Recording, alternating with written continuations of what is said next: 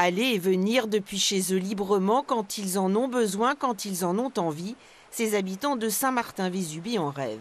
Mais pour l'instant, la dure réalité, c'est un pont provisoire qui dessert leur quartier et qui est très régulièrement fermé à toute circulation.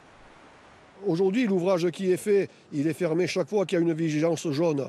On pourrait le mettre en vigilance orange, puisque nous avons vu que cet été, il y avait une vigilance canicule, il a été fermé. Il faut quand même comprendre. Là, moi, je vois un filet d'eau qui coule, on le ferme.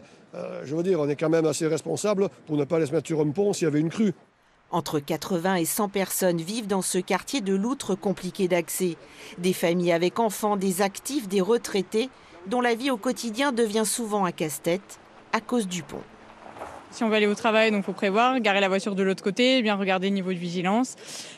Pour passer à pied, c'est pareil.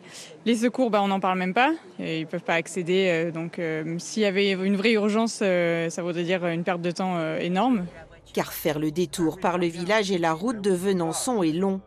Surtout pour accéder au quartier de Loutre, il reste toujours aux habitants au moins 30 minutes de marche. Vous voyez, Saint-Martin-Vésubie part de Loutre. Accès effectivement possible par ce sentier de randonnée bien raide ou par cette route privative dont le propriétaire tolère son utilisation, des solutions peu acceptables. Vous ne pouvez pas là marcher pendant une demi-heure, rentrer et redescendre en dessous avec des packs d'eau par exemple, avec la denrée alimentaire.